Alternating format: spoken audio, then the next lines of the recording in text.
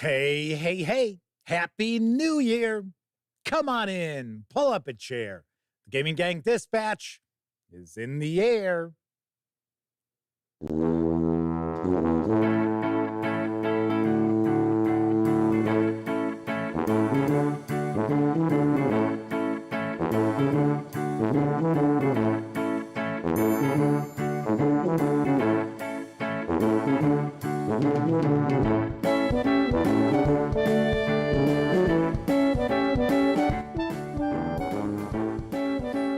Howdy, gang, and welcome once again to the Duct Tape Studios. I'm Jeff McAleer, your host here at the Gaming Gang Dispatch, brought to you by, incredibly enough, thegaminggang.com, of which I happen to be the founder and editor-in-chief.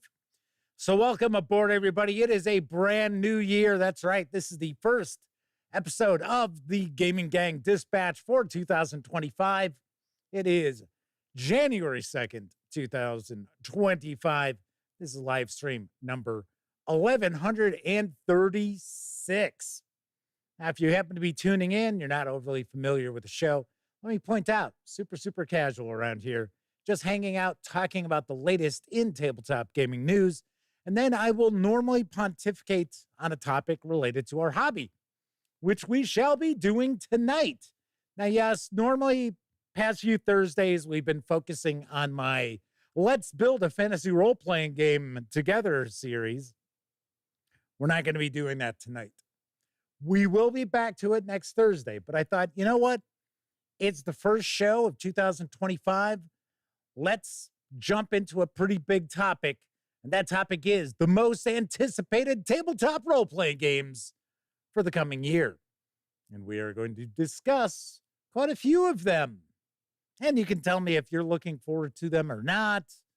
I'll tell you what kind of sparks my interest in them, or if it's something that I'm really interested in seeing because I'm kind of curious how well it's going to go over. So we're going to talk about all that in just a bit. Of course, we've got the tabletop gaming news this evening as well. So we're going to get on into that in just a few moments. But also want to mention, when you're not watching videos on the Gaming Gang channel, be sure to visit thegaminggang.com for all latest in tabletop gaming news, reviews, and a whole lot more you will not find here on YouTube. You know the drill. Get your geek on at thegaminggang.com. Then, of course, because this is a live show, there is chat available. It's not on screen. It's one of the ways I keep some of the more unusual commenters at bay. But if you happen to be a subscriber to the channel, and be a subscriber for at least 10 whole minutes, you can take part in chat. So if you check both those boxes and you want to say howdy, maybe get a question, a comment, by all means, chime in. I will do my very best to respond. First out the gate tonight is Sean O'Donnell. We've also got Wallona's Cave, Kathy Evans, Glimmer RX, Age of Adventure. We might be a first-time visit live in chat for Age of Adventure. And Coco B is also with us. Wouldn't be surprised if our good friend, the lovely and talented Miss Sarah D, is joining us to ring in the next day of the new year, I guess. Riley Thorpe is also popping on in. Says, hey, I just started my first Pathfinder game tonight. I've got to say, it's remarkably easier to run than 4th edition Dungeons and Dragons. Very cool. I will be the first to point out, I don't have a lot of experience. In fact, I have very minimal experience with 4E D&D. I read the core books. I think I read an adventure or two. And I do recall, I think we did a review. I think it was my review of a Drow supplement, one of the final books that came out for 4th edition. And that be it. So, don't know what to tell you, everybody. Sorry about that. But yes, I would think Pathfinder 2nd edition remastered. Or actually, I think they prefer it's just called remaster. I go fishing a lot. I'm one of those master baiters. What can I tell you? I think that they're looking at wanting it called remaster, although to me it'd be like remastered. Burley Thorpe says one video game that would make a good tabletop role-playing game is Skyrim. I would say Elder Scrolls would probably work best as a setting book. I don't know.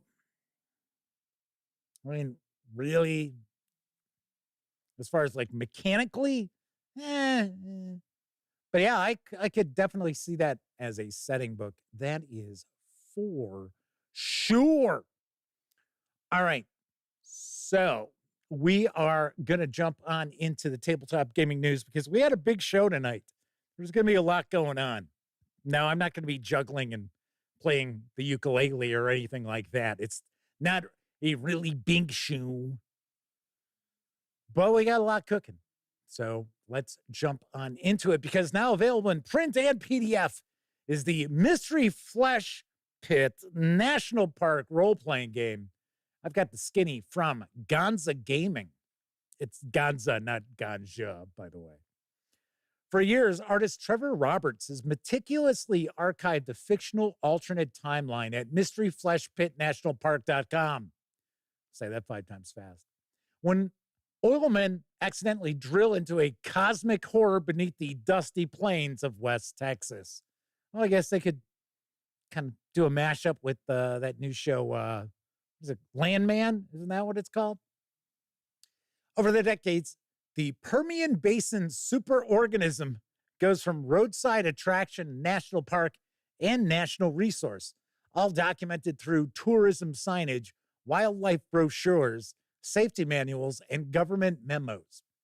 When we saw this magnificent online grotesquerie, we knew this would be an awesome tabletop role-playing game. You can be a charming person in black who operates undercover, or a pit-touched park guide who runs away. Odds are you will be fighting off conformity or find yourself filling out incident reports while the screaming is coming closer. Just keep in mind, the prototypes from R&D are a mixed blessing at best. Embrace being a park employee, subcontractor, or keep your head down if you find yourself classified as a special contingency. This is compatible with the Cypher system, and this is a standalone game, and it easily supports GM improvisation and PC mayhem. Get your copy today. The 190-page premium hardcover is available by way of Drive-Thru RPG for $58.95. If you want to just grab the PDF alone, you can do so for $16.95. Interesting. I did pop over to the fleshpitnationalpark.com, or I should say mysteryfleshpitnationalpark.com. It is pretty wild.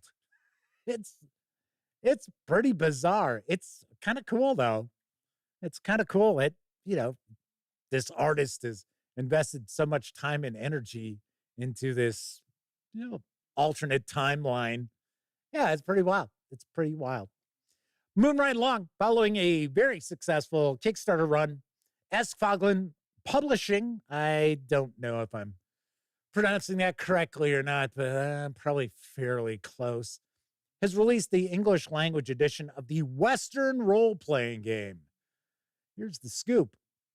Western is a role-playing game where you will encounter a rich tapestry of colorful characters, such as ruthless desperados, merciless bounty hunters, incorruptible lawmen, greedy railroad barons, private lawmen from the Pinkerton Agency, slick lawyers, grumpy prospectors, courageous Indian warriors, corrupt Indian agents, Bible-thumping preachers, and many more. The war between the states is over, but the bitterness and the conflicts still remain. Ranch wars flare. Rumors of gold summon thousands of adventurers. Peaceful towns live in fear of outlaw gangs, and justice is executed by the fastest gun.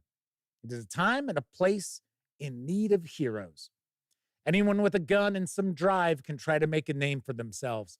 The stakes are high, and God help the fool who thinks wealth will come easy. Your Path is the first core book to Western. It's a toolbox that provides you with anything you need for character creation. You can either fast track and use templates or micromanage details about your own character. You get 33 roles, templates essentially, to choose from, each with its own set of stats and introduction to the setting. Your life path events will look vastly different depending on the role you choose. Talents and obstacles will help you get to know your character better and make role-playing easier, while at the same time providing mechanics to enhance gameplay. Your Past lets you explore factors such as ethnicity and social background. You can build a family tree where you get an inspiring story about your relatives as you roll their individual life path events. Western also supports 3 major styles of play. In realism, you get down to earth in game setting where danger lurks everywhere, and a blizzard is something to be feared. Campaign is best suited for multiple game sessions with the same characters, and then action is for those larger than life heroes that stand out in any crowd. Now, we also have the Western core book number 2, The Law of the Land. Everything the players do will have consequences. Thus, you find a chapter on rumors and reputation, how they'll be treated based on what people know about them and their past actions. Combat and weapons take up a lot of space due to the over 100 illustrations of weapons used in the West. Find interesting ways to use wounds, diseases, drugs, and poison. Horses have a special place in any Western, and you get ample ways to use them in play during fights, chases, and races. You get tools to handle the supernatural any way you want, from the true believers to the charlatans. Western is a giant toolbox full of information and rules to use when you want or need them. You get help to fast track NPCs of all kinds, covering game stats, personality, and name. You'll find a scenario generator, campaign introductions, and an adventure set in Buffalo Gap, Texas, called The Last Raid. This book will cover all you need to be a game master in Western. You can score the bundle of both books, which actually totals over 650 pages, in PDF over at DriveThruRPG for $49.99. Now, I do recall someone in chat a while back had mentioned this role-playing game. And I got to say, art-wise, looks pretty impressive. But then again, it is a European publisher. So the European role-playing game books tend to really spoil the readers. So there is that. And I got to say, I'm very intrigued by this because I get the impression that this is pretty much played straight. Now, there is the mention of the supernatural. I don't think that's a whole bunch in here. In fact, I would think it's optional because it's in the Game Master book. So I would think that doing a bit of a Weird West aspect to it is something that's going to be an add-on if you want, because even looking at all the artwork that I've seen so far for this, nothing looks vaguely supernatural except for the woman with the crystal ball. That's it. Everything else looks like, okay, so we're playing this as a legit, or maybe as a kind of mythical Old West out there. So kind of cool. I would be interested in taking a peek at this. That is for sure. Chris Lundgren's with us in chat, as is Zorak01. So Age of Adventure asks, Cipher System, is that the one with the special dice? No. Cipher System just uses, if I remember correctly, it's the usual regular polyhedron. The special dice is the Genesis from, well, it used to be from Free League Publishing. Now it's basically from Edge Studio. out of, I think it's Spain. I think they're out of Spain. So kind of cool, kind of cool. Chris Lundgren's asking, what years does this cover? I think it kicks off. I thought I ran across something. Maybe it was in the Kickstarter I peeked at. I think it's 1878 because Grant is president. So I think that is kind of the setting. On a side note, what is it? January 9th, there's a new series. It's a limited series that's going to air on Netflix. And it's about living in the West and about the 1850s, 1860s-ish. And it's supposed to be pretty good. And I guess it does not pull any punches either. So I'm looking forward to checking that out. DB is with us tonight. Welcome aboard. Let's keep moving along because Goodman Games is teamed with Bundle of Holding once again for another money-saving offer, this time on a slew of fantasy adventures. And I've got the deets on the deal. Adventurer. We've resurrected the May 2022 50 Dungeon Mega Bundle with nearly 5 dozen tabletop fantasy role-playing adventures in the original D20 system Dungeon Crawl Classics line from Goodman Games.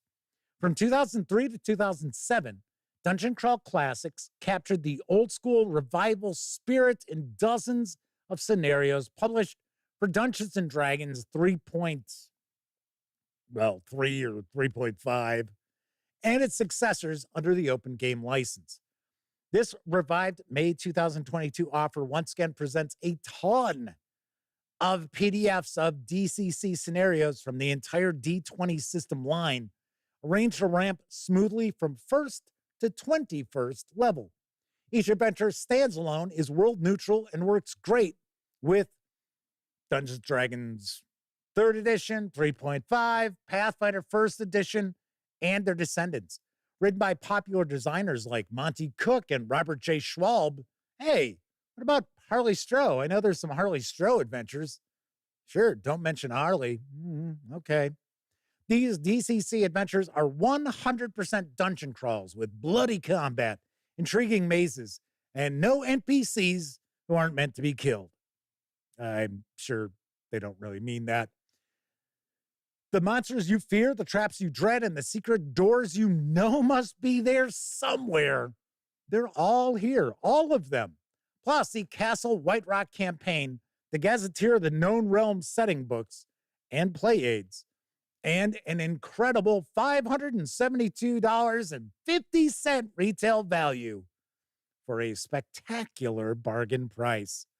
For just $19.95, you'll get all 29 titles in the revived offer's low-level collection with a retail value of $254.50, including the 2 20-adventure compilations, The Adventure Begins and The Adventure Continues, plus 10 scenarios for first-level player characters, 13 adventures for levels 3 to 6, and 4 play aids, dungeon geomorphs, interludes, the DM screen, and the treasure maps. These alone can occupy the busiest group of players for years. And if you pay more than the current threshold price of $41.98, which was about an hour before we went live, so it may have changed by a penny or two, you'll level up and also get this revival's entire high-level collection with 29 more titles worth an additional $318, including the 6-scenario Saga of the Dragon Cult, 8 adventures for levels 7 to 9, 11 high-level epics for levels 10 through 21, the Gazetteer of the Known Realm setting, and the complete 700-page Castle White Rock campaign supplement. Yikes! Whew. That is, seriously, years and years of adventuring. Even if you don't run D20 or any of the editions of Dungeons & Dragons or Pathfinder 1st Edition, what have you, There is loads here for you to just absolutely just tear apart, kit bash together, make your own. Wow.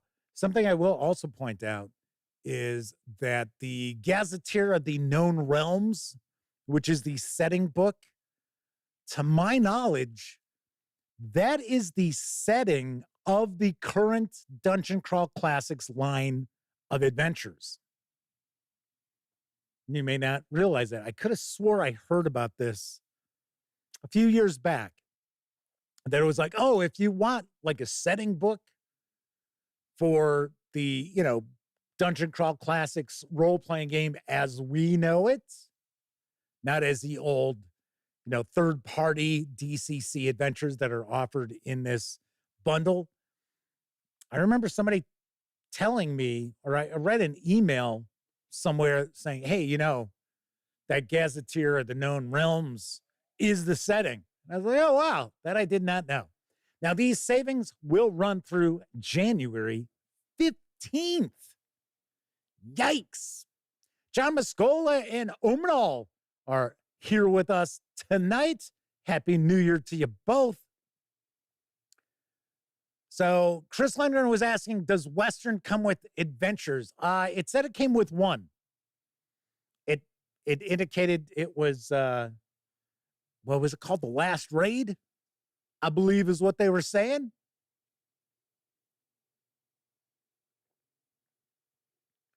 I believe I just saw somebody mention, oh, there it is, American Primeval on Netflix. Yep, that is what I was talking about. Coco B is bringing that up. Yes. James Mitchell is joining us, asking if anyone knows if Forbidden Lands is going out of print because they're just getting into it. You know what? I had asked about this at Gen Con. This was off the record. Well, okay. It wasn't necessarily off the record, but it was not on camera when I interviewed Tomas Hanenstam. And I only had a few moments because he was running late. And we kind of cranked out the interview as quickly as possible because there were other people who were waiting to interview him as well. And I had asked, because of Dragonbane, were they going to just segue away from Forbidden Lands? And I was told no. But I haven't seen anything out. So nothing's come out for Forbidden Lands in quite some time. So I can't tell you. I do not know. It's a cool OS. Well, I don't want to say it's OSR. Old school inspired role-playing game. It was one of my favorites back in the year it came out. So it made that video. In fact, if you haven't caught it, I did share my favorite tabletop role-playing game releases I reviewed in 2024. So it's not necessarily like the best of 2024 because there's a lot of stuff I didn't even get to see. And some of the stuff I really liked a lot that I reviewed last year did not come out last year, but still, it is a jam-packed video. So if you've not checked that out, give it a peek. So GlumenRX says when Coriola's first edition went out of print, it just quietly went out of stock suddenly. Yup. Oh, Omenal points out they got the second edition Coriola's beta. Ooh, yeah, I'm looking forward to that. Although it seems like they're changing the whole vibe of it, moving away from that sort of Middle Eastern vibe, the aesthetics, which I thought was kind of cool, almost like a well, maybe not necessarily Arabian Nights in space, but it was just pretty interesting. Agent Adventure says OSI, old school inspired. Yeah, there are a lot of things out there that are old school inspired. And I know people don't like the term OSR being used for something that isn't specifically built on OD&D, BX, or AD&D. Like, eh. So there you go. Omanal points out that Blood March, which that is the last item that came out for Forbidden Lands, came out in 2023. I don't know. I got to be honest. I don't see it. I don't see it really continuing unless it goes someplace else. Because I think Free League Publishing's got way too much invested into Dragonbane going forward. We'll find out. We'll see. We'll see what happens. Moving right along, there's a new tale for Troika, which has arrived over at Exalted Funeral. Now I've got the skinny on Arcos. A stunning betrayal has broken Arcos, the city sphere of law, plunging it into bitter violence. The stability and joy Arcos once provided are vanishing. Vio, one of its founding gods, has turned tyrant, but nothing, not even a war amongst the gods, can stop Arcos's legendary nightclubs from opening their doors to those who seek the deepest, wildest experiences life has to offer. What are you waiting for? The world to end? You were drinking swill at the empty cup when Via unleashed her peacekeepers onto the city. Or maybe you were at Arcanus, haggling with a goblin clerk over the price of a spell. Or maybe you were riding on an air Medusa, Arcos's famed floating jellyfish, flying high above the city when it changed forever. Whatever your circumstance, the next choice is up to you. Choose wisely. Disaster and glory are both close at hand. And who knows? Maybe the choices of mortals can sway the gods themselves. Arcos is a high-stakes science fantasy setting and adventure for Troika. You are the citizens of Arcos, a city thrust into disorder by a tyrant god. What roads will you take? What doors will you open during this tumultuous time in the great city of law? Join a faction trying to shape the city's fate? Take direct action against the worshippers of the oppressor god? Go wild in an Arcosian nightclub? Possibilities abound, and these days in Arcos, everything seems to be up for the taking. This 86-page hardcover with PDF carries an MSRP of $25, or you can just grab the PDF load for $15. As far as I can tell, this is exclusive to Exalted Funeral. Sweet. I've never really dug into Troika much. I just haven't. I should. I should. There you go. Age of Adventure says. Now there's a Gonzo game. Troika.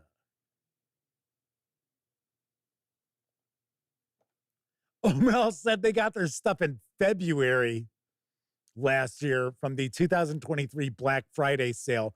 Must be talking about the Exalted Funeral Black Friday sale, because I seem to remember it took quite a while for that stuff to go out, because I ordered some things for Black Friday too. But I have to admit, came in pretty good shape. Not like ordering stuff through Amazon. If it's a book, it's like, yeah, forget it. You know that thing's going to be bashed to shit. Not happy. I gave a bunch of books out as gifts this year, and it was half of them were all dinged up. I was like, what the? It's like, thanks a lot. Glenn RX says their June 2004 order took 5 months.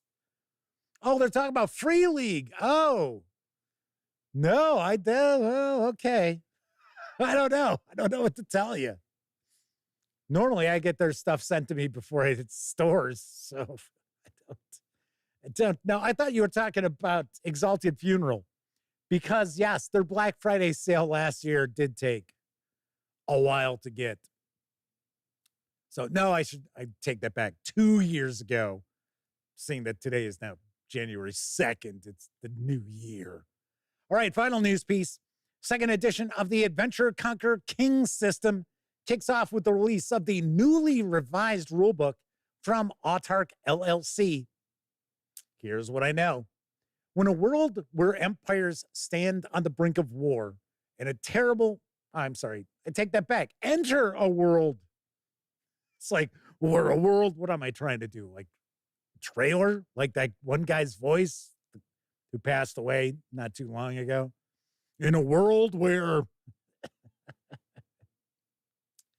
enter a world where empires stand on the brink of war and terrible monsters tear at the fragile borderlands of man, where decaying cities teem with chaos and corruption.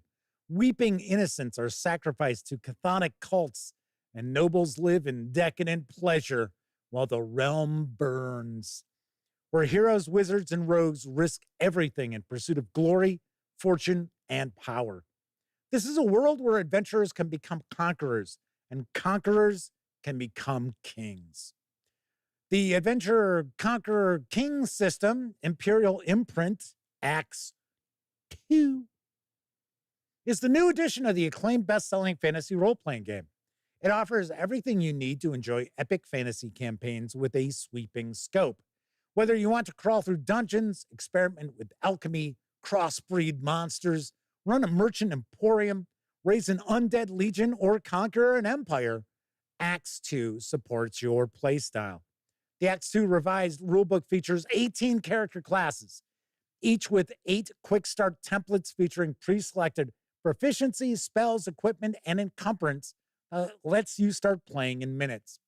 110 proficiencies carefully selected to help you customize your character to your taste without risk of skill traps, min-max chains, or feat taxes. 378 spells carefully calibrated for long campaigns that ascend from dungeon delvers to pitched battles with armies. Magic doesn't have to make a game world implausible or unbalanced anymore. Dungeon delving mechanics that let your adventurers interact with the subterranean environment for spelunking, rappelling, traversing, and more. Wilderness expedition rules that bring the challenges and dangers of the wild to life, including mechanics for wilderness survival, inclement weather, and more. Sea voyage and naval warfare with mechanics for boarding, grappling, ramming, rowing, sailing, and siege weapons. What? No Greek fire? Forget it. I'm not buying it now. Just joking.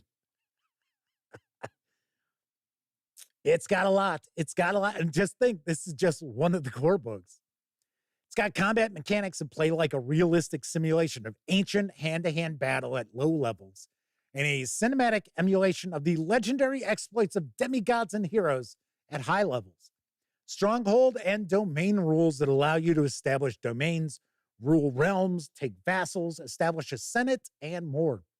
Hijinks and hideout rules that let high-level thieves run their own criminal guild or spy network, dispatching their ruffians to racketeer, smuggle, surveil, and steal. Magic research mechanics that go beyond spell design and magic item manufacturing, crossbreed monsters, construct golems, practice necromancy, and engage in magical experiments with unforeseeable consequences. But wait, that's not all. Mercantile venture system that lets you set up a trade route, build and manage caravans and merchant fleets, start and run businesses, engage in money lending, and more. Plus mass combat mechanics with scalable rules for raising and organizing armies, ranging from dozens to hundreds of thousands of soldiers, maneuvering them on the strategic theater, maintaining lines of supply and fighting pitched battles and sieges, and much, much more. The 550-page PDF, keep in mind, this is one of the 3 core books, is available over at DriveThruRPG for $25. Yes. Yes. I would not mind getting a peek at this. I like the first acts. I thought it was, really well done. It was different. It was OSR, but it was also different. And then, I get people complaining about the author. And it's sort of like, oh, for crying out loud. Do I want to have to put up with this?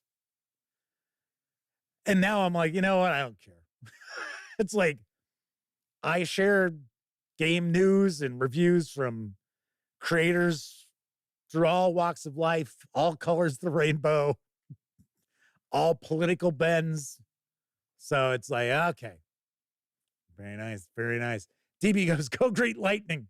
You're burning up the quarter mile. Go Great Lightning.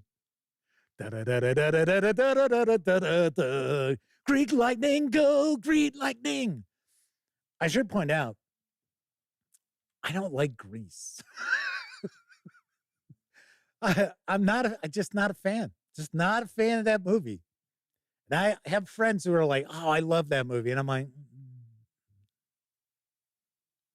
to me, Grease is like Xanadu. It's like, couple of good songs. The rest is like, beauty school dropout. Yeah, okay. It's probably because I didn't go to high school in the 50s. Although there are a lot of people who really like Grease who also didn't go to high school in the 50s. All righty. Daryl Arrett's with us tonight. Let's see. Who have I missed? I'm sure we've got a few people who've popped on in. Richard Harris is here. Flint Fireforge. Mike has joined us. And I think Daryl was the last newbie to pop on in. So welcome, everybody. Happy New Year to everyone.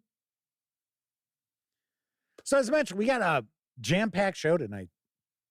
So that is the news section of tonight's program. And we are going to be talking about the most anticipated tabletop role-playing games of 2025 in just a few moments. We'll see how many of these you agree with me on. So we will find out. But also wanted to point out that I was just talking about Drive-Thru RPG. In fact, that in my opinion, a pretty smashing deal on the core player book for Acts 2 over at Drive-Thru RPG. Don't forget, the Gaming Gang, thus the Dispatch, is affiliated with the One Bookshelf sites. So if you are going to go visit Drive-Thru RPG, Dungeon Masters Guild, Storytellers Vault, Wargame Vault, any of those One Bookshelf sites, please stop by thegaminggang.com first. Click on one of our banner ads. That way, if you happen to make a purchase, I get a small portion of that sale. And all those nickels, dimes, and quarters really do add up and help keep thegaminggang.com around. Also, if you like this video,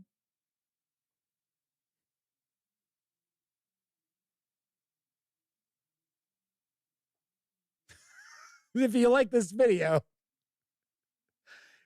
you dig the channel, if you find thegaminggang.com to be a valuable resource, hell, if you just like what we do, you can always stop on by paypal.me/thegaminggang to make a small donation. Hell, you can buy me a 2-liter bottle of soda.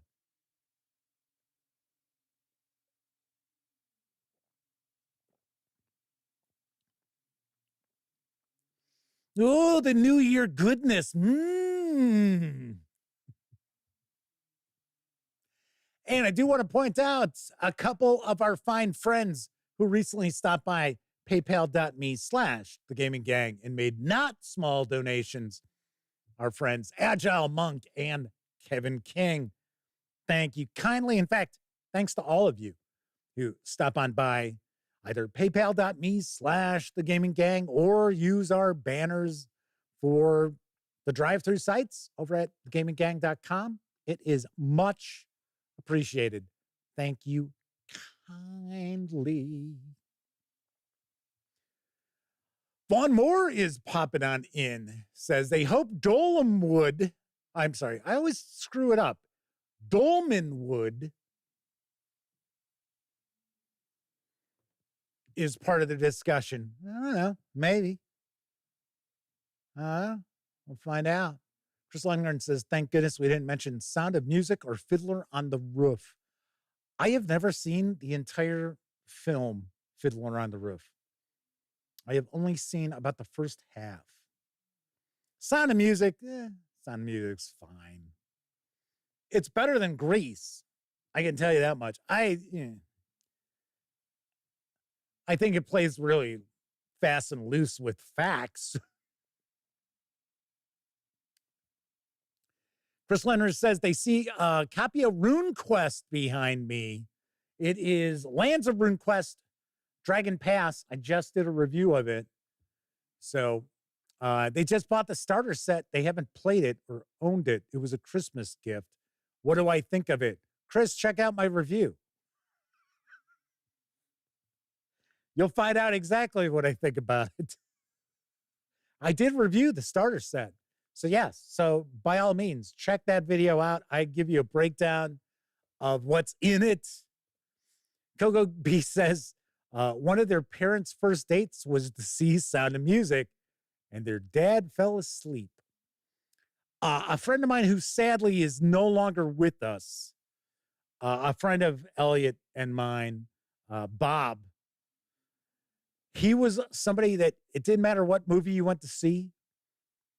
Within about 10 minutes of that movie starting, he was sleeping. He was out like a light. It didn't matter if it was the most mind-bending mystery or if it was the biggest action-packed, like Star Trek movie, because he never saw any of the Star Wars movies and went to his grave never seeing any of the Star Wars movies. Even though we tried to convince him to watch him, it was basically just on principle. It was like he'd gone all that time, never seeing it. It's like, I'm not going to change it now. Flint Fireforce says, the hills are alive with the sound of snoring. Sean O'Dell goes, ooh, Chris didn't do his homework.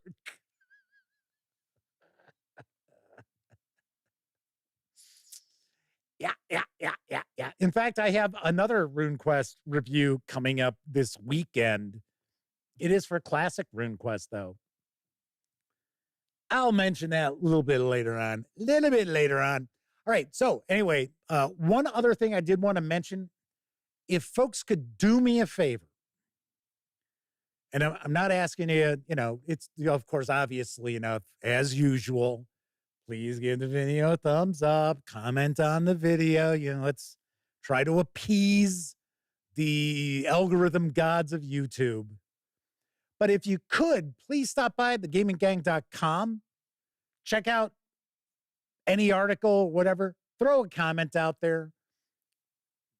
Just hardly get any comments on the website. And it's kind of like, I get real tired of logging in on the back end and seeing the same fucking comment that's been sitting there. It's like, okay. Richard Harris says, Xanadu was the greatest cure for insomnia they've ever encountered. Although there were, if I remember right, there were a couple of good ELO songs in it. That was about it. Isn't All Over the World in that? Maybe not. Maybe not.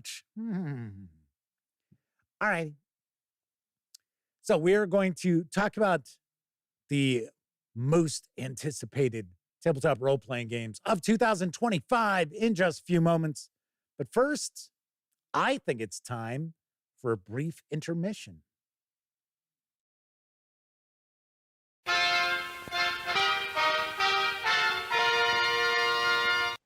Now a brief intermission in which the Campbell kids discover that Mother knows best. Good. Johnny came calling one Sunday. The girl of his dreams was so sweet. She served him some wonderful dishes, but he found the meal incomplete. No soup? Good day, Irene, good day. Goodbye, he sighed. To get the punch of soup for lunch, I'll seek another bride. oh, what a wailing and sighing. Oh, what shall I do, Mother dear? Just reach for some soup from the soup shelf. You'll soon have your Johnny back here. Did someone say soup? Soup and a salad delicious. Soup and a sandwich is great. Soup for lunch is nutritious. Yes, you are my favorite date. Now they're a family, one happy bunch, and every day you'll hear them say, Let's have soup for lunch. Good. How's this for lunch or light supper tomorrow? Lean, tender pieces of beef, plus juicy golden egg noodles and rich, full-flavored beef stock. That's Campbell's Beef Noodle Soup, a grand lunch or light supper. Here's Elsie's Skating Club. Isn't Elsie graceful? And look at Elmer. I'm cold. So Beulah says, let's go in and warm up. I know just the thing for that, says Beauregard. Hot Borden's Dutch chocolate. Yes, sir, delicious Borden's Dutch chocolate, ready to use right from the carton. Full of good milk nourishment, plus the extra good chocolate flavor of real Dutch cocoa. Just the thing when you come in out of the cold, or any time. Borden's Dutch chocolate, made with real Dutch cocoa, tastes so good. Makes you feel so good, too. And it's ready mixed. So easy to use right from the carton, hot or cold. Ask your mom to get some today. Borden's Dutch chocolate. Giddy up, giddy up, giddy up. 5 Bordens today. We're here to persuade people to drink more Wilkins coffee. What's the club for? To get their attention.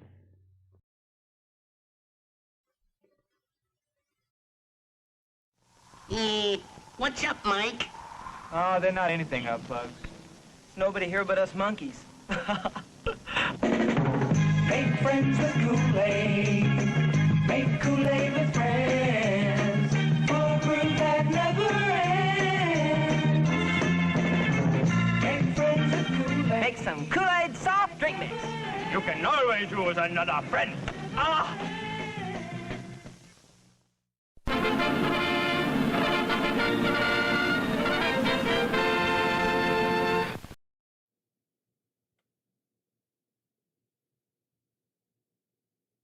Hey, you don't got no soup? I'm out of here. I'm going to go find me a hoe who's got some soup.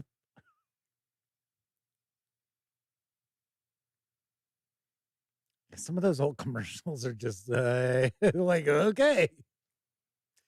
Women RX says Campbell's message to women, doesn't matter what you feed him, just feed him, even if it's our crappy canned soup.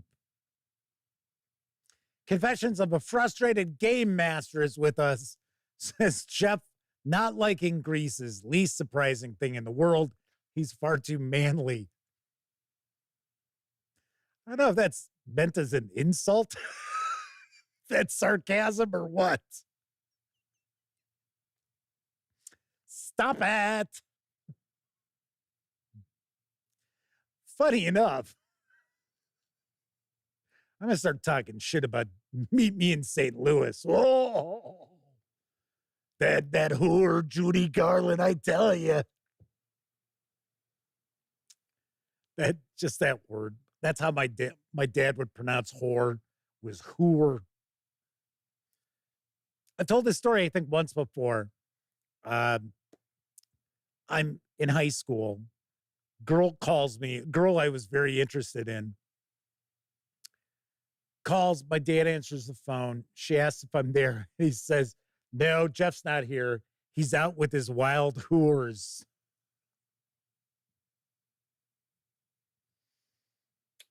It didn't go over too well. Did not go over too well. Sean O'Donnell says they've got nostalgia goggles for Campbell's condensed bean and bacon. John Muscola says, don't drink that Kool-Aid. Yep. Sean O'Donnell says, your dad's the best wingman ever. Not really. Not really. All righty. So tonight we are going to talk about the most anticipated, or at least my most anticipated tabletop role-playing games, which are arriving in 2025. Keep in mind, a couple of keys here. These are slated to arrive in 2025, not slighted.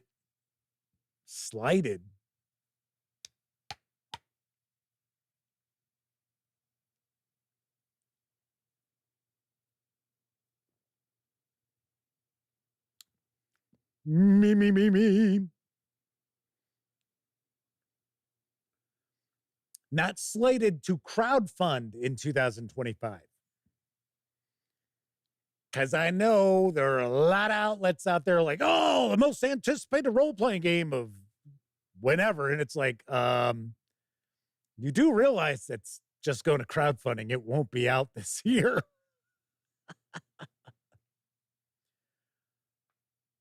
So Chris Lundgren is once again derailing chat with his own topic of the night.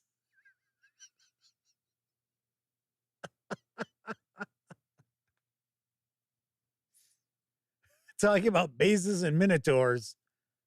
Isn't that I think that's an old school Renaissance title, and it's supposed to be like Greek mythology. So they're asking, are there any other RPGs in that genre? Doesn't Mithras have like a Greek setting? Charadel says, hey, he did say he commented on the website, though. Yeah, it's probably just going to be something I have to delete anyway. Chris Lundgren says he's going to chat about his skinny pigs instead. That's still derailing chat. Sardis shaking the glitter at Chris. Anyway, so we are going to talk about role-playing games that are slated to arrive this year. I am going to present them in alphabetical order. So it's not like a countdown of, oh, this is the one I'm looking forward to the most. So I don't think that's fair. So I'm going to share some sell sheet info. We're going to take a peek at video for them.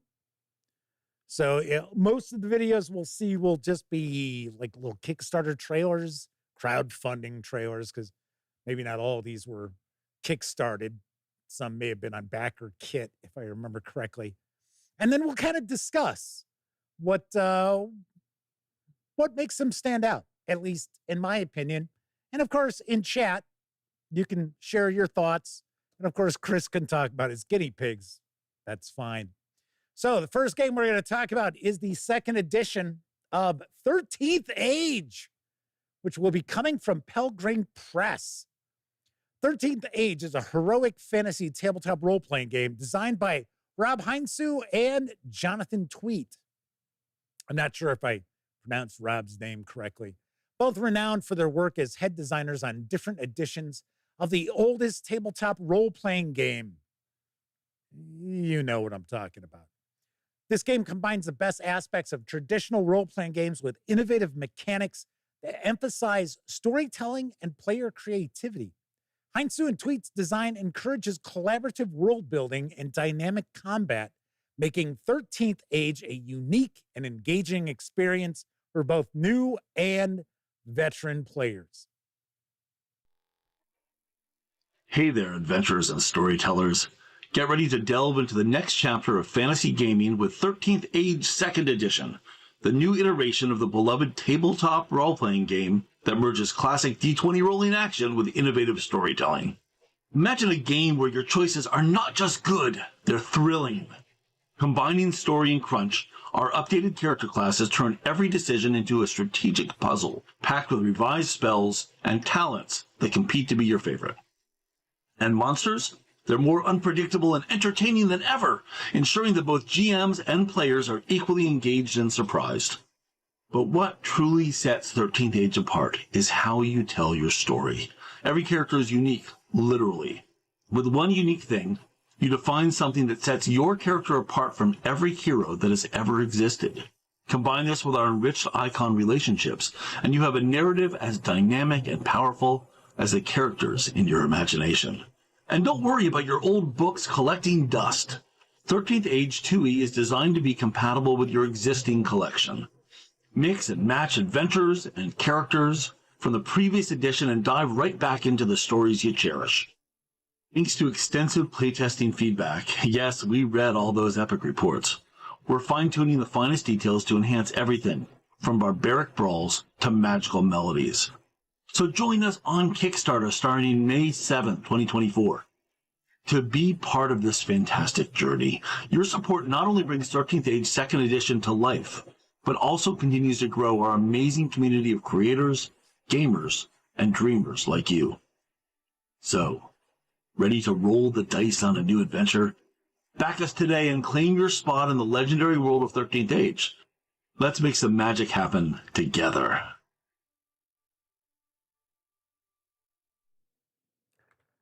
So the previous edition of 13th Age, I had always heard good things about. I never had an opportunity to take a peek at it. So I don't even know how it operates mechanically. I will take a guess it's probably a D20 sort of role-playing game, considering the designers of the game and what they previously worked on.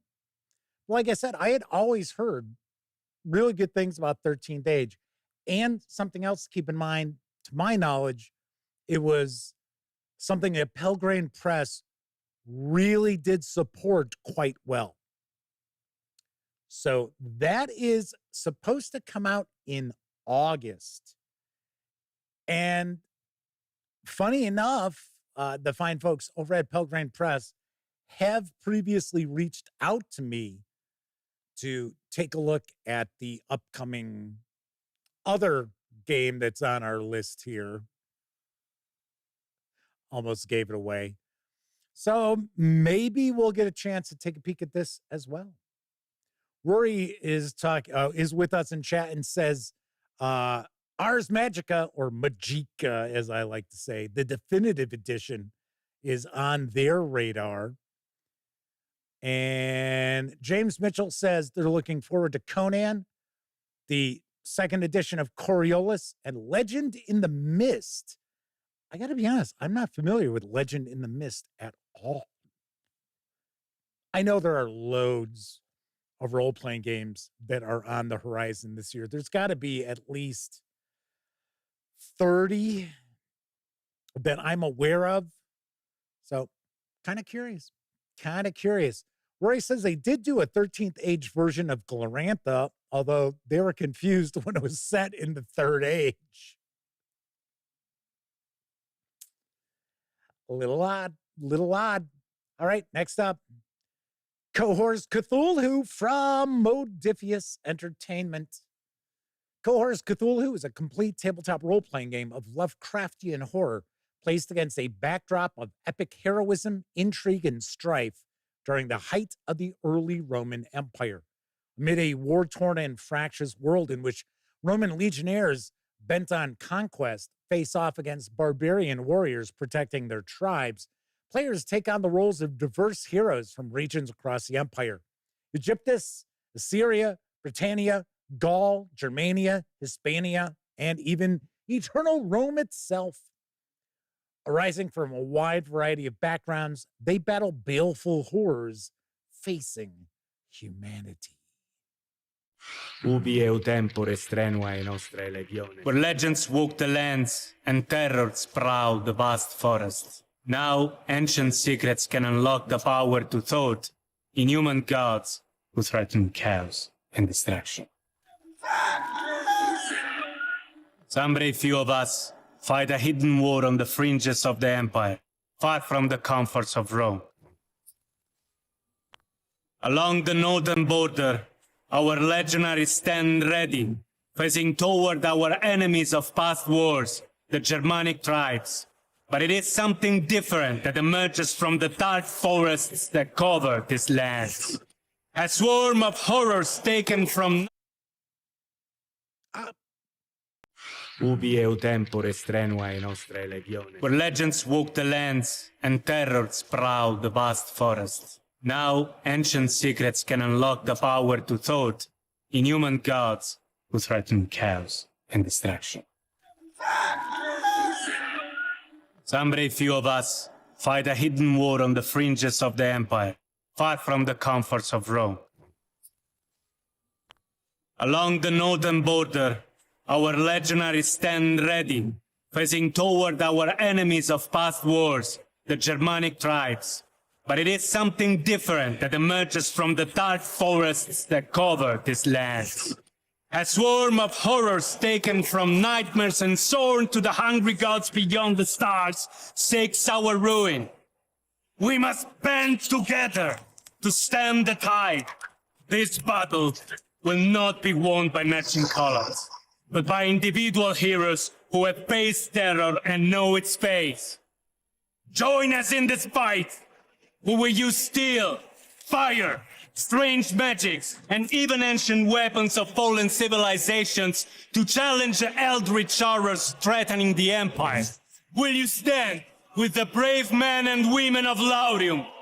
Will you answer the call? Win honor for Rome or glory for your tribe, it matters not. We will show the enemy we will die before they can take our homes. Mighty warriors of Rome and our brave barbarian rivals, put aside your hatred and join forces to battle nameless horrors from beyond space and time.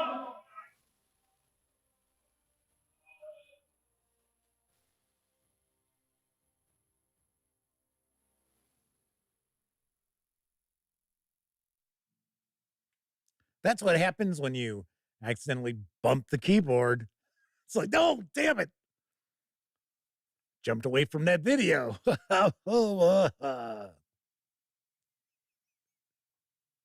And yes, the production quality of that audio did not quite match the quality of the video.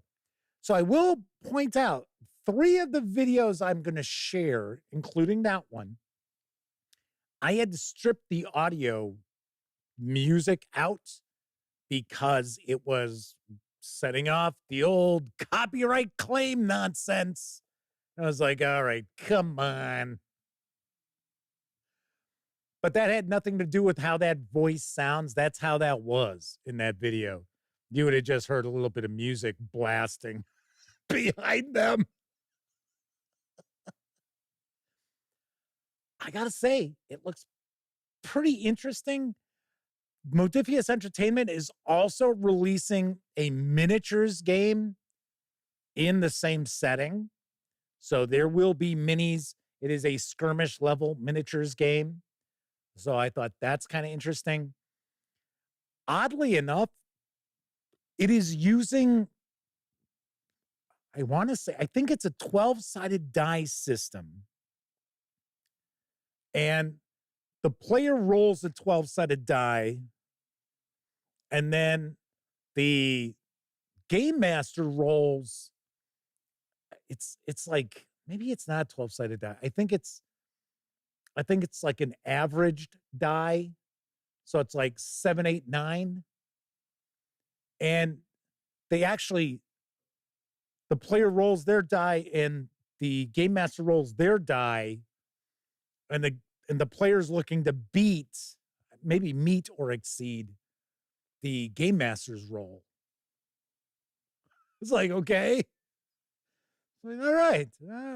Okay. It's Modifius Entertainment. It's not as if they could just sit there and be like, oh, okay, so we're going to do this dice pool thing.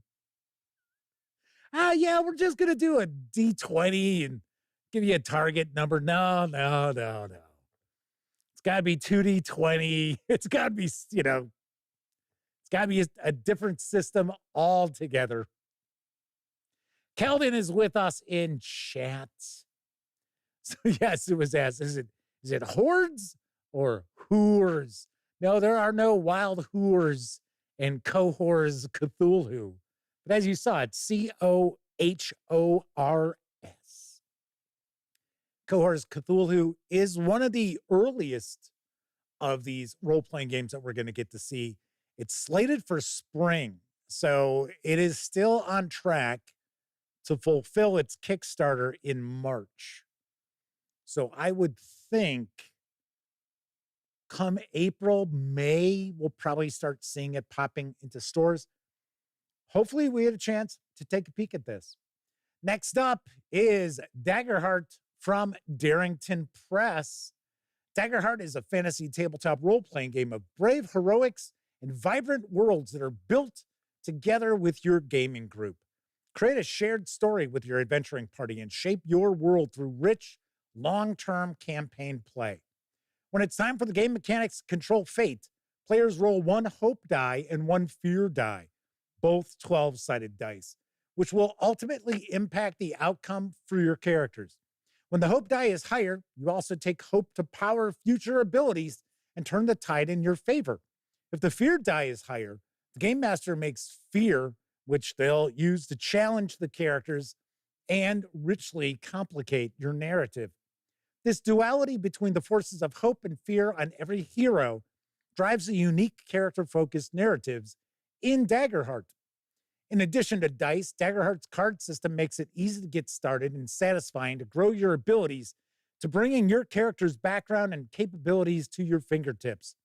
Ancestry and community cards describe where you come from and how your experience shapes your customs and values.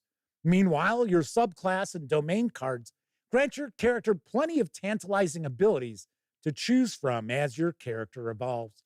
Craft your unique character through the cards you choose and the story you tell, and become the hero you want to be.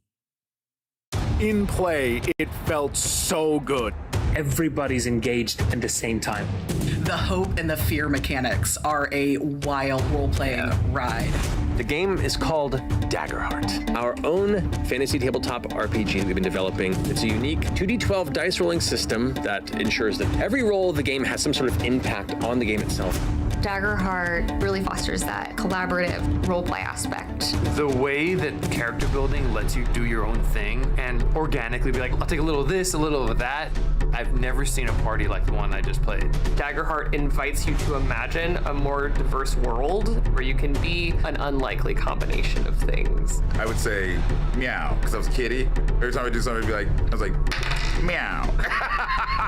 When you're playing with hope and fear, there's a natural rhythm to the game. Mounting fear, just stacking up and knowing that it could drop at any moment. It's, we've had a lot of fear build up and now we are gonna get punished.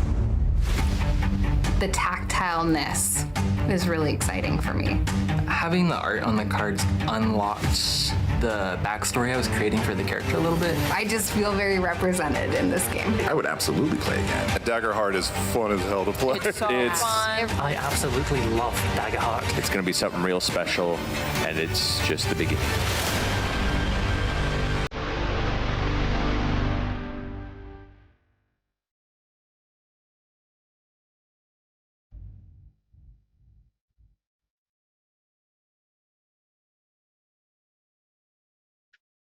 So I'm going to go off on a little bit of a tangent here. I am curious about Daggerheart. I really am. That video does it absolutely no favors. I invite you later on to go watch that video again. You can find it on YouTube. It's super easy to find. Number one, that video told you absolutely nothing about the game whatsoever. And the kind of like talking heads, the content creators were like, oh, this game is fantastic.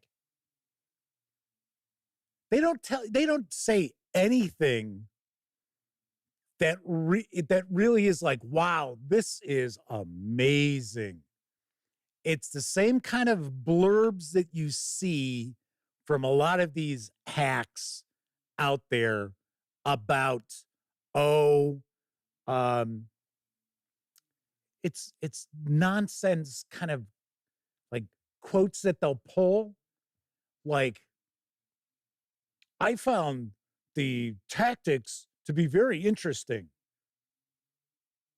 It tells you nothing, right? It's like, oh, interesting. And it's like they have the one guy is like something about, oh, I say meow kitty and rolls the dice and goes, meow. Oh, okay. Well, shit, I'm going to buy it now. It's like, what the?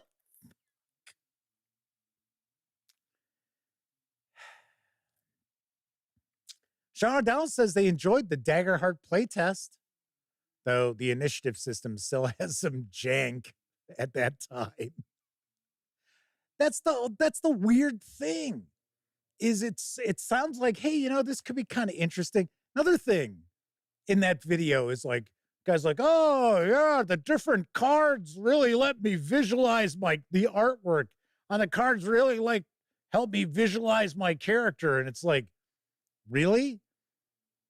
So that means all those characters that use those cards are going to have to look the same.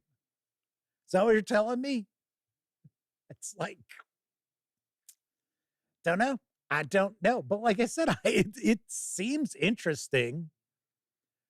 WForge points something out, which I was just about to mention. They said, I wonder how Candela Obscura is doing. I think that's the same thing we're going to see with Daggerheart.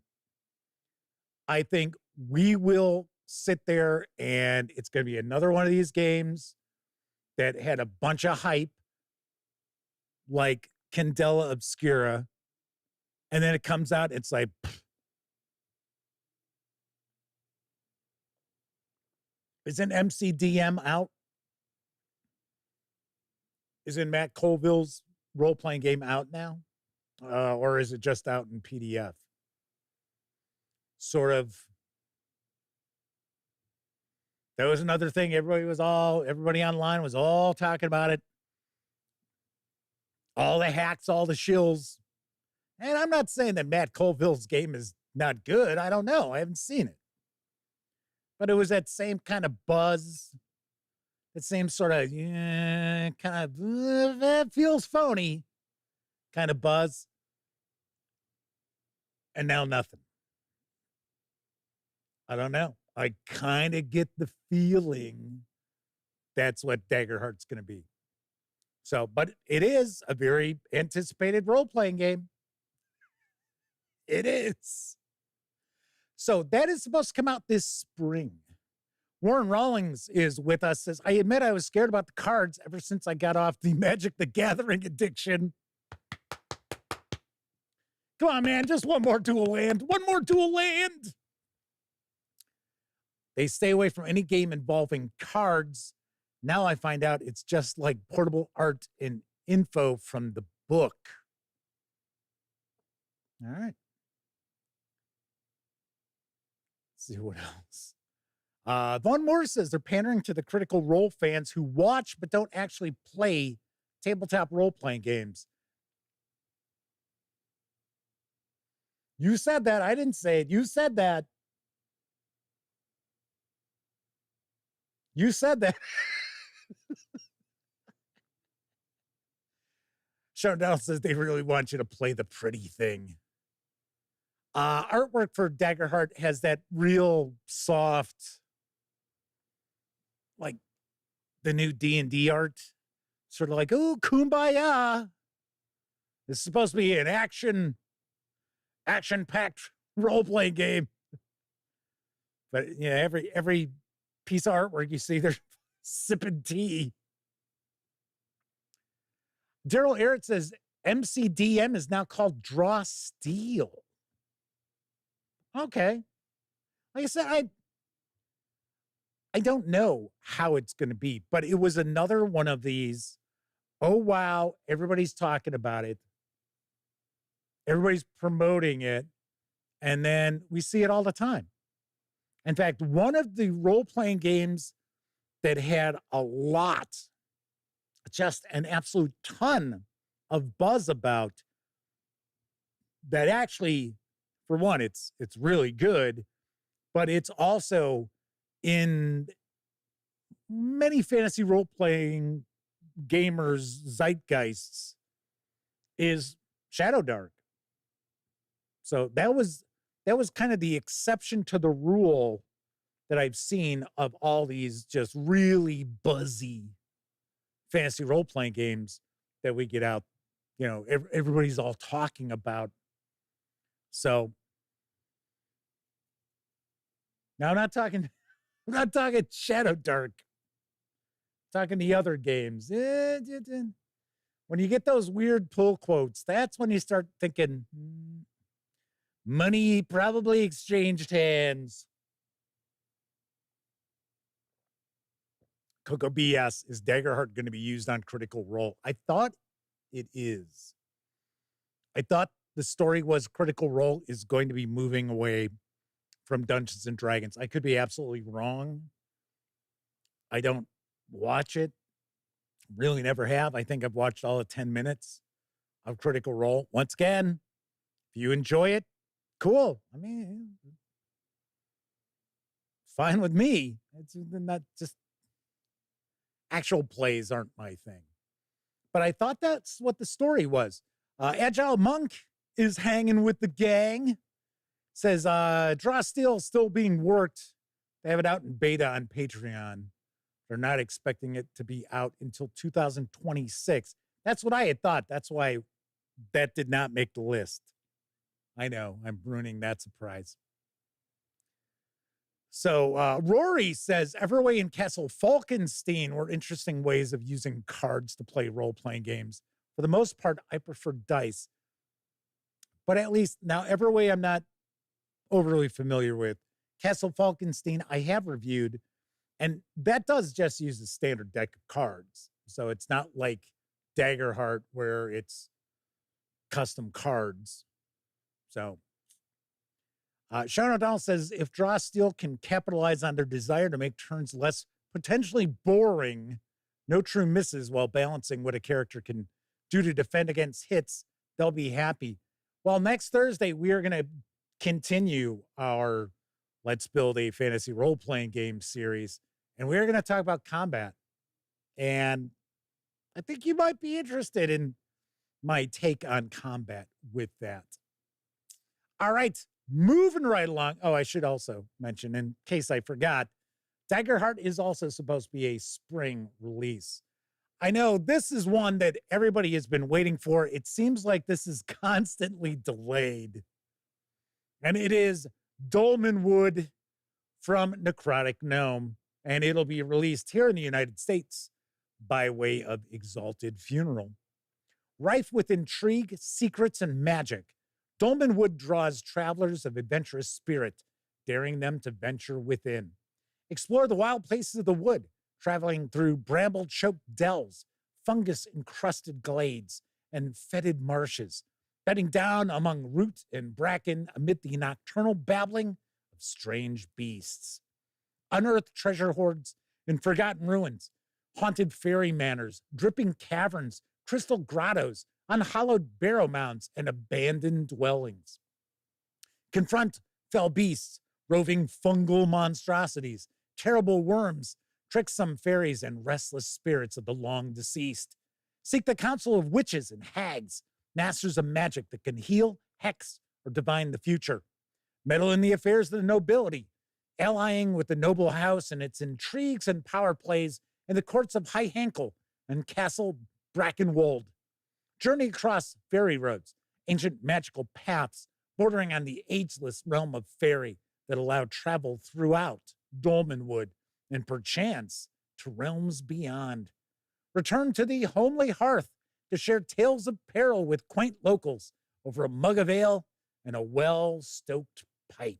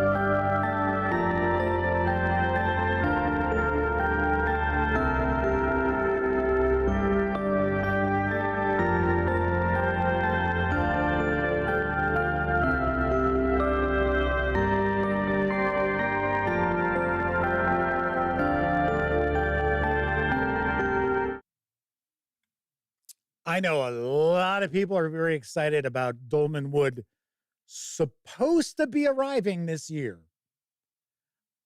Now, I remember I interviewed, now I can't remember his name off the top of my head. Mr. Necrotic Gnome himself, Old School Essentials himself. Gavin Norman, isn't that it? I remember interviewing him years ago, and he was talking about Dolmen Wood and how it was going to Kickstarter very shortly. I was like, and it did. It kickstarted a while back. So Agile Monk says they paid for Dolmen Wood, the Kickstarter, over a year ago in 2023, still wondering when they will get it. From my understanding, it's supposed to be sometime in the first half of 2025 that the Kickstarter is going to fulfill at that point. I don't know. I will say that I don't think the folks over at Exalted Funeral would put up with much more as far as delays go. That's about all I can say. But yeah, a lot of people are really, really excited about this. Vaughn Moore says backers are supposed to get fulfilled in March or April for that. All right. Chris Lundgren's asking, no, I'm not a big fan of Space 1999's role-playing game. I know very little about it. As I pointed out before, I watched probably 10 minutes of Space 1999. And the thing is, it could actually probably be a pretty good show because I heard it was pretty bonkers. And I like Martin Landau. Having a role-playing game based on it, I don't know. Is there enough there? That's the only thing I'm curious about. Rory says, don't do Kickstarter if you haven't got a lot of patience. Hey, speaking of Kickstarters, here's one I backed by way of a very generous fan of the show, and it is Our Golden Age, The Vastlands Guidebook, also from Exalted Funeral. The vast lands at the edge of space are strange and full of terror, but there is a place of warmth and safety, a place to be human forever and ever. Do not worry about the wastes of the ultraviolet grasslands. Do not fret about the disasters of the infrared desert. Forget the fast stars gibbering their electro-magical songs. Lay aside your fears of the twitching dances of the living machines. All is well in the utopia of the rainbow lands by the Circle Sea. Still a while and rest. Embrace the synthetic dream.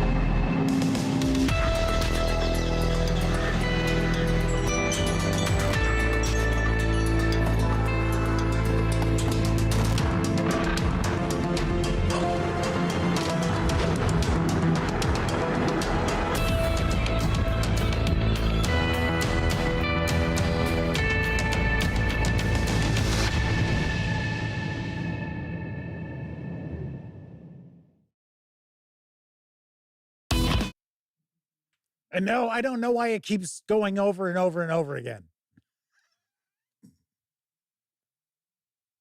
That was their Kickstarter video. It repeated. Like, okay. It's like, all right. It's like, all right. Oh, by the way, I will be reviewing this shortly. I got a lot of good stuff on the horizon for reviewing. I should actually mention that January, we're going to have a focus on adventures. Now, that doesn't mean all my reviews are only going to be adventures, but there is going to be a focus on that throughout the month. DB says the video for our golden age doesn't say shit about the game, though. What the heck? Oh, and then they delete it. As soon as I read it, it's like, get rid of it. Cleveland RX says it's so good. You get to watch the promo twice. Rory points out a lot of modern role-playing games have amazing art and production standards, but will you play them? Also, I should throw out there that many modern role-playing games are way too focused on their art, especially that art punk movement that I am not a big fan of. Okay, some releases, if they're focused on the game, I'll put up with the artwork. If there's a good game underneath, good adventure underneath, or setting book, what have you. Yeah, the artwork's just, icing on the cake as far as things go. But when that's the focus, and it's like, really, this book is like 90% just random tables? It's like, really? Permafrost77 is with us. I believe this is a first-time visit in chat for Permafrost77. Asking, does anyone still play Pathfinder 1E or 2E? We just had people talking in chat about Pathfinder 2E earlier tonight. Uh-oh. Throwing out the woke word.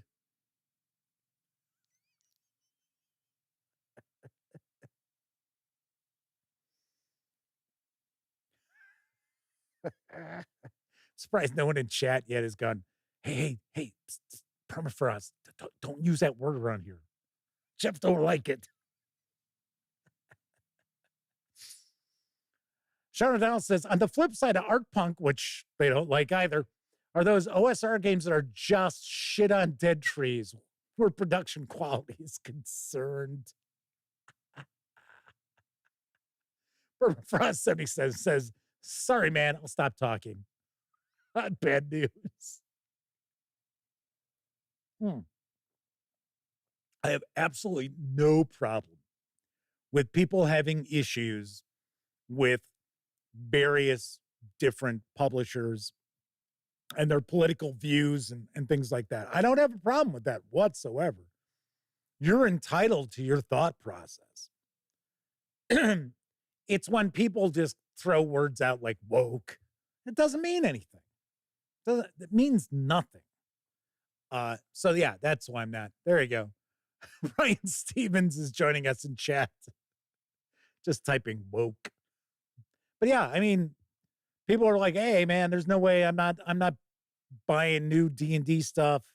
I checked out on Hasbro and Wizards of the Coast. No problem. Where I will start having a problem is when people like complain about like Chaosium Inc. trying to be inclusive, and they're like, oh God. Somebody actually commented on a video. One of my reviews, I'm trying to remember, it was a Chaosium game. It may have been the new edition of Pendragon. And it was something, I don't know if it was, no, maybe it wasn't Pendragon. It was something. Maybe it was one of the new Call of Cthulhu books. And on the character sheet, I think it had pronouns or something. And they're like, oh God, oh. It was like, they're like, oh, I noticed you ignored that. It was like, you ignored that in your review. It was like, no, I didn't give a shit about it. It's like, people just get way too worked up about this shit. They really do. They really do. Hey, by the way, let's go back to talking about our golden age. It is supposed to arrive in the summer. I will say they did charge for my shipping. So they did charge, of course, when the Kickstarter ended, but I'm pretty sure that they did just charge me the shipping. Permafrost 77 says they're throwing an X card on themselves.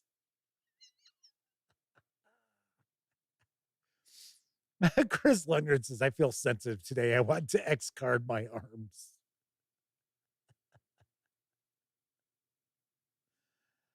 Oh, yeah. There we go.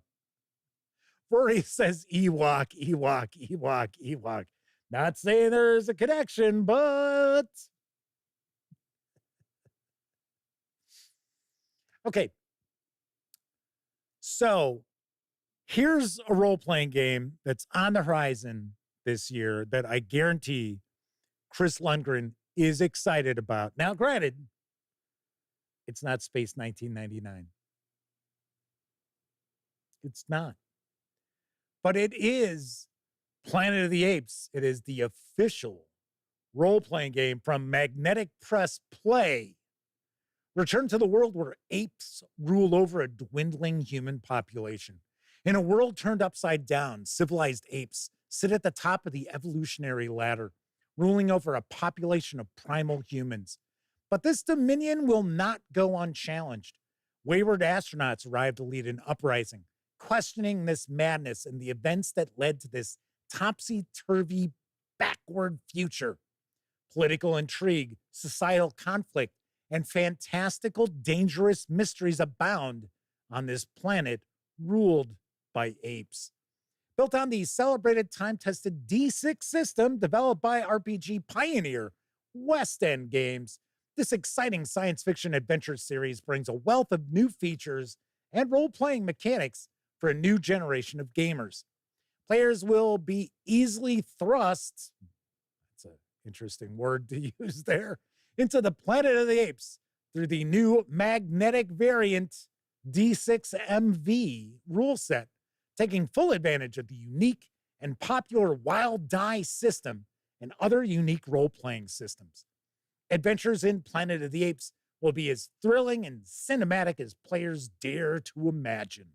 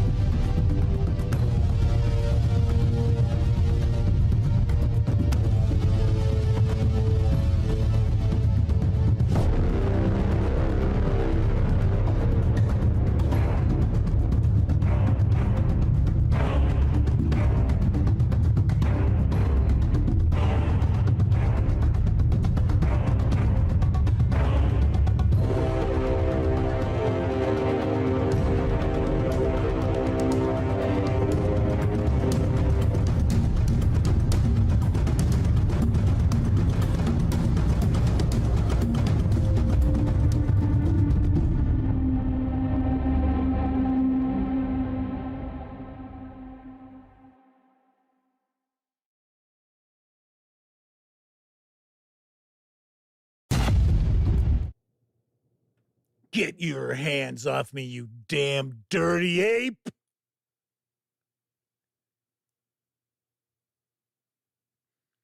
So let's discuss. When I first heard of this, I thought,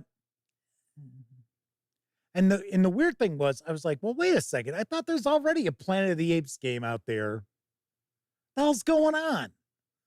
How could there be two Planet of the Apes games? It's not like, oh, hey, here's another fantasy role-playing game. Okay, sure. That'd be like if there were 3, I don't know, Space 1999 role-playing games out there. Oh, I tease. Another great example, Robotech. Multiple Robotech role-playing games. You're like, so which one of these is like the legit one? This is.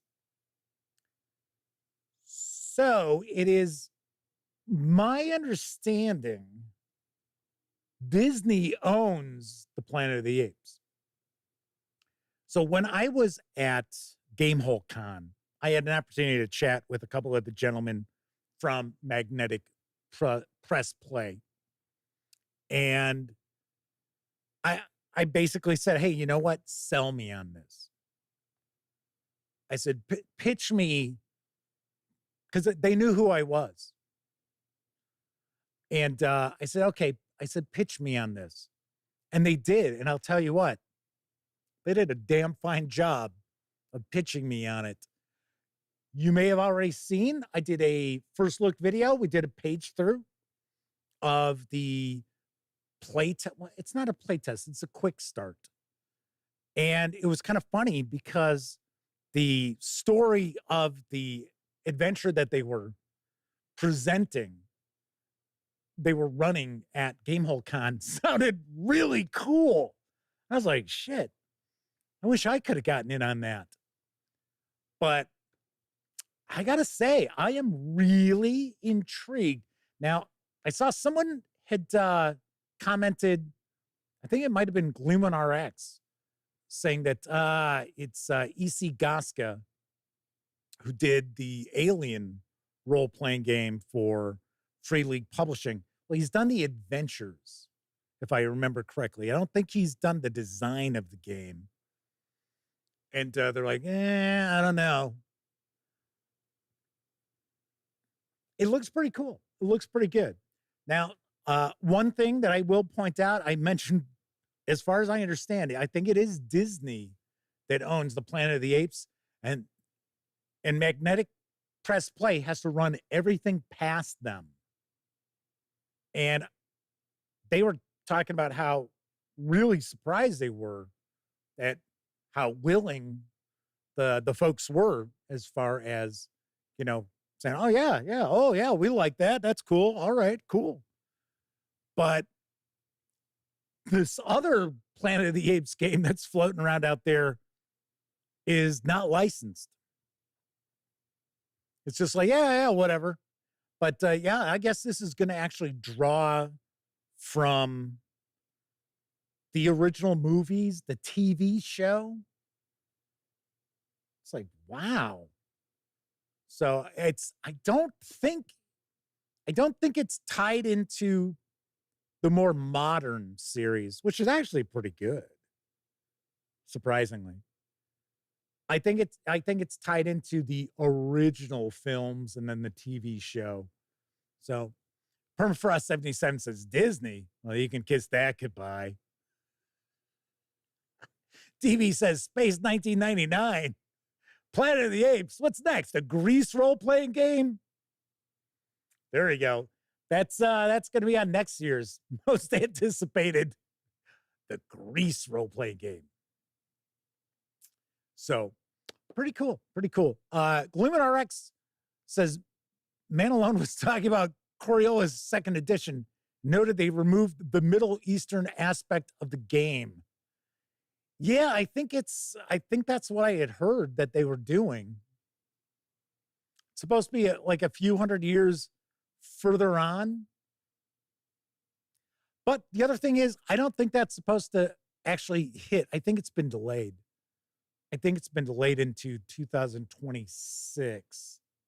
So one of the reasons why it is not on my list here. Moving right along. Starfighter 2nd Edition from Paizo Inc.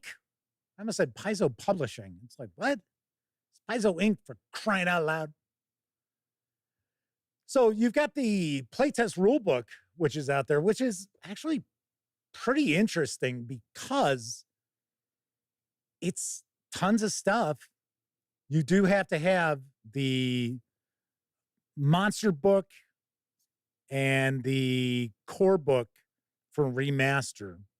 Actually, you have to have all 3 core books, if I remember right, in order to use this, which I thought was kind of wild. But in ways, it's sort of like, wow, okay, because they're not looking to play test the core mechanics. They're not looking to play test the action economy. They're looking to play test stuff that's specifically Starfinder. And I got to say, this is pretty well done.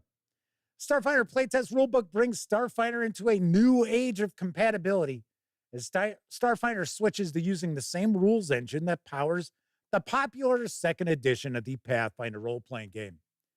Inside the playtest, you'll find 6 new classes, 10 ancestries, new skills, new feats, futuristic equipment, including augmentations and upgrades, new science fantasy spells, and more. You can directly shape the future of Starfinder by participating in a fun and rigorous playtest, which is still going on, I do believe, using one of several playtest adventures released throughout the playtest period, by trying out the new rules in your own games. If you've ever wanted to fire a Gatling gun into a horde of onrushing aliens, oh, come on, all of us want to do that, while laughing menacingly, battle robots in a derelict starship as a solar knight, or hack computer systems with plants as a mystical xenodruid, then the Starfinder Playtest Rulebook is going to have you covered. Shoot for the stars! The Starfinder 2nd Edition Play Test brings Starfinder into a bright future of cross-game compatibility and intergalactic intrigue. The Starfinder 2nd Edition Play Test Rulebook gives players and GMs a wealth of science fantasy character options, spells, feats, equipment, and more. The playtest rulebook outlines 10 ancestries and, of course, adorable Skittermanders. Choose from 6 classics: the charismatic envoy, the magical mystic, the stealthy operative, the heavy-hitting soldier, and the cosmic-powered Solarian, and the paradoxical Witch Warper. Launch into the play test with the first playtest adventure, A Cosmic Birthday. An adventure for first-level characters. A Cosmic Birthday places characters at the center of a world-changing event in the Starfinder universe. Witness the birth of a new god, battle cosmic horrors in space, and make it back to the party in time. Excited for higher-level play? Dive into the center of blossoming intergalactic conflict in Empires Devoured. Empires Devoured is an adventure. Shoot for the stars. I don't know why these videos keep repeating. So they're like looping, and they're not supposed to. As you can tell, I had to add a lot more videos into tonight's show than we're used to having. So must be a little hiccup that's going on right now. Yes. So the new edition of Starfinder is supposed to be coming out in July. I'm going to take a guess. You will not see it in stores until it premieres at Gen Con. That is my guess as far as what we're going to see for this. Obviously enough, Starfinder is not science fiction. People are mentioning that in chat. It is science fantasy, heavy on the fantasy parts. But if you like that sort of stuff, I got to say, I dig the 3-action economy, which Pathfinder uses. I think it's going to work really nicely for Starfinder as well. Now, granted, may not necessarily be up everybody's alley, but the actual mechanics of the game, pretty cool, pretty cool. James Mitchell is popping on into chat, says, too many ads in a row for them. That is not something I have any control over, unless you're talking about these videos I'm sharing.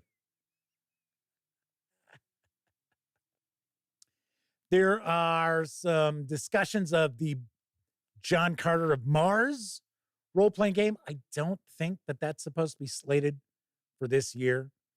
Sarah D is rocking on out. Good to see you. We will hopefully see you next week. Let's see. We've only got, what do we got? 2? Now we got 3 left here. Man, this is a long show.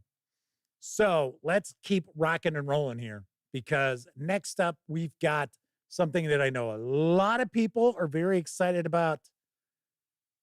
They can't wait to see it, because it is Terry Pratchett's Discworld Adventures in Ankh-Morpork.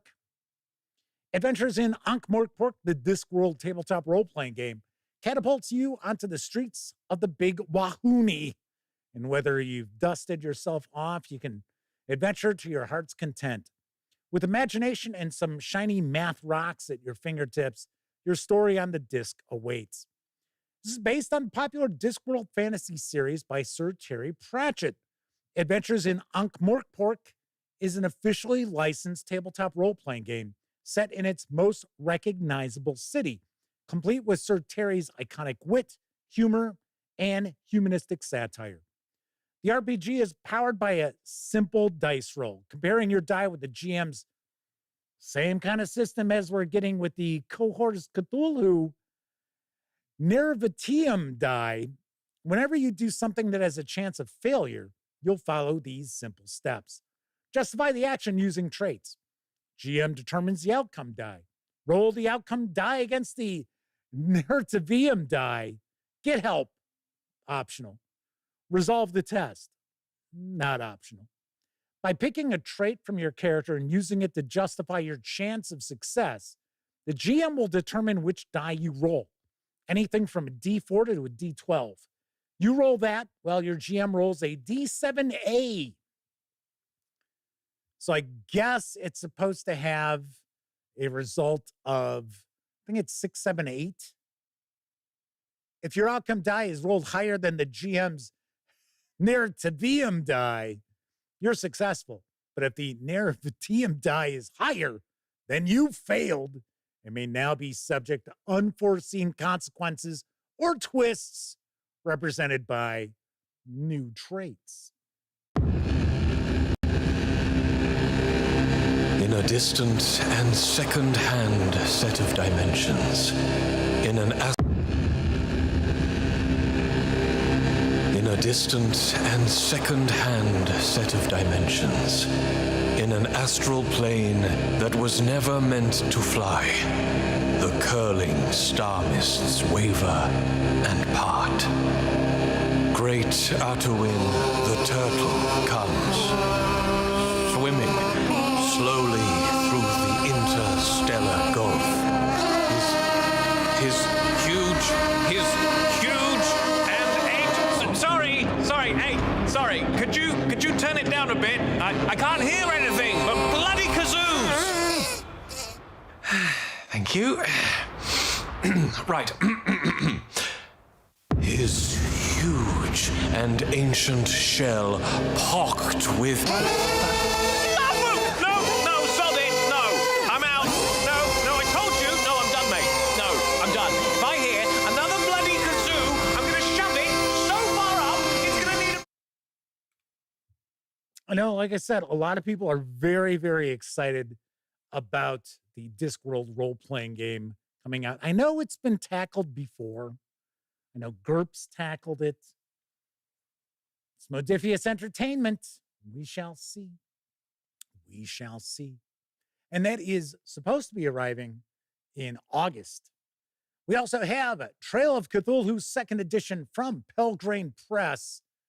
In the mists of prehistory, alien gods and monsters fell to Earth and warred over our planet, unleashing cosmic science and inconceivable powers until continents sank and seas boiled.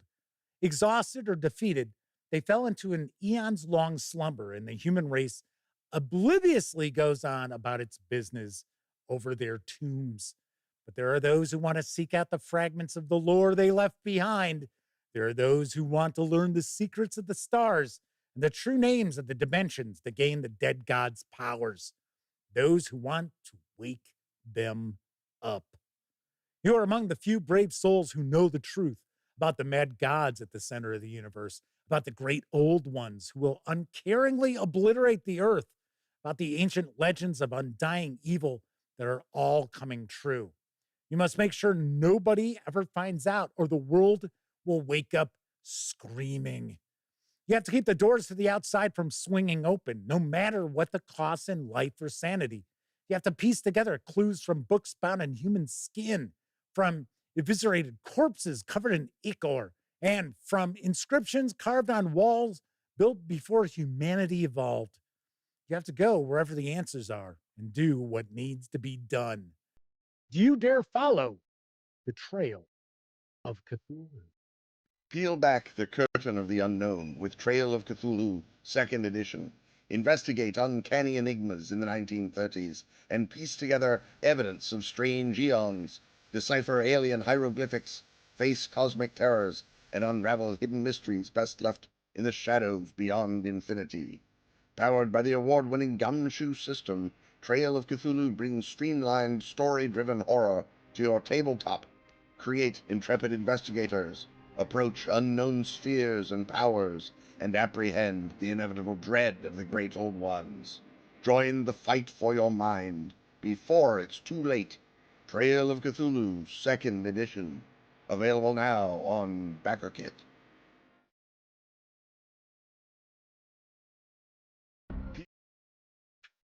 So, Trail of Cthulhu is slated to arrive in late 2025.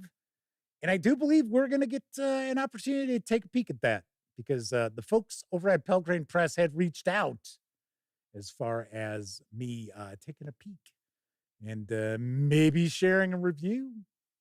We shall see. I did review the 1st edition of Trail of Cthulhu. I liked it, but at least the way it was presented in the 1st edition, I didn't get the whole horror aspect of it. Now, as far as the various different adventures that have come out over the years from Pelgrane Press, I had an opportunity to check out, I think, a couple of them in PDF that I did reviews of. Though they were pretty decent. What I'm kind of curious about is actually if we're going to end up seeing a lot of support for it. Because Pelgrane Press is pretty slow getting stuff out. That's what I'm kind of curious about as far as that goes. But I am very intrigued as far as Trail of Cthulhu 2nd edition. And then our final tabletop role-playing game that is anticipated by quite a lot of people this year is Victoriana 3rd edition. All right, I guess we'll say it's Victoriana for 5E from Cubicle 7 Games. It is 1887, the year of Queen Victoria's Golden Jubilee, a time of opportunity and oppression, magic and technology, evolution and revolution. The second great age of sorcery is over. The arcane aristocracy grows increasingly desperate as the bourgeois technologists rise to eclipse their long-held dominance. Left behind by the progress of the Industrial Revolution, proletariat anger is at a boiling point. The old social order strains and creaks as the balance of power shifts. The world is in upheaval, changes. Nothing will remain untouched. Everyone will have to take a side. Which side will you choose?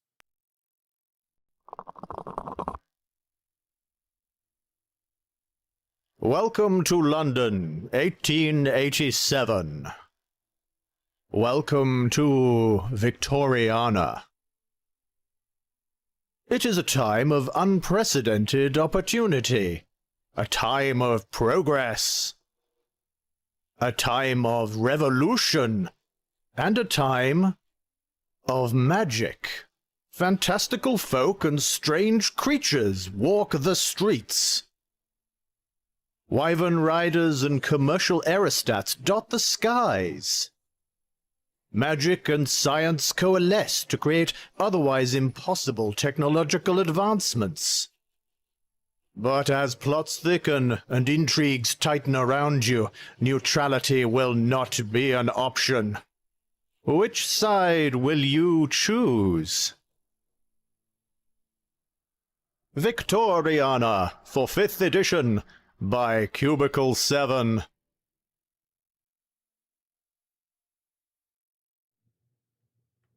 Victoriana 5e is set for a June release, and it is from the same folks who put together Broken Weave, A Life Well Lived. I can't remember the other Vault 5e release that's come out from Cubicle 7 Games. People are excited about this because Victoriana is kind of a science fantasy steampunkish setting. So it's not just steampunk, it's got fantasy elements to it as well. And it has not been in print for quite some time. The reason why it's 5e, I know I said 3rd edition for some stupid reason, and James Mitchell points out that came out in like 2005, Jeff. Just living in the past. What can I tell you? What can I tell you? It is going to use the 5e mechanics. Somebody just recently commented on one of the videos. I think it was my favorite role-playing game reviews of this past year, talking about how the Cubicle 7 Games 5e stuff is really well done. In a lot of ways, better than the curators of 5e and 5.5e. Yes. So there are some of the most highly anticipated tabletop role-playing games which are arriving in 2025. I just wanted to share stuff that I'm very curious about. I would like to get a closer look at. I'm intrigued tremendously. Even with something like Daggerheart, where I'm kind of like, I don't know if it's going to be any good, right? I am very curious about it. I guarantee you, I will not see a review copy of that. If I were somebody who was like, oh yeah, latest Dungeons and Dragons release, it's so good. Here's my thumbnail.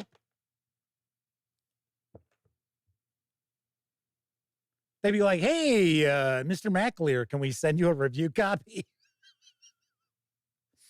But see, I'm the sort of guy who shares news pieces about, games written by all kinds of different people out there.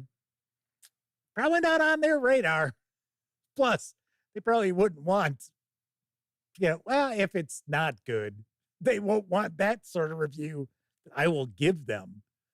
Gluin RX's Crown and Skull, anyone? Crown and Skull's been out in PDF, isn't it? Isn't that out? So as far as this list went, I tried to shy away from anything that's already out in PDF. But the Pete Strakolich is with us, pointing out that the new UVG book, Our Golden Age, and Victoria 5e look great. Rory says the first steampunk RPG was Space 1889. I thought he was going to say Space 1999. Although it had no fantasy elements. Castle Falkenstein did, though. Oh, yeah, most definitely. Castle Falkenstein needs more love. It really does. It is a really unique game. And it's just absolutely unlike anything else out there that I'm familiar with as far as the actual mechanics of it. And it's just got a really good setting that Mike Pondsmith really worked very hard on. Rory points out once again, Ars Magica, the definitive edition. I have no experience with any of the other editions. That's why it's not really on my radar. I have shared news, but it's not something that I'm like, oh yeah, I got to check that out. Although over the years, I've heard good stuff. And who knows? That's Atlas Games, if I remember correctly. Isn't it? Maybe they might be interested in having me doing a review. Because I did review their Shaman Song of Planegea. In fact, it was on my favorites list. So there you have it. There you have it. Coco B says, pre-sale for Crown and Skull 2 is out. They have the PDF of it. W4 Jazz, was there ever a Hitchhiker's Guide to the Galaxy role-playing game? I think there was at one point. It may not have been, or it may have been a supplement for something. I don't think it was GURPS. But I could have sworn I thought there was something out there. Maybe not. Maybe not. All right. So extra long, jam-packed show tonight. It's been a while since I did a show. So I thought, yeah, we'll go a little longer than usual.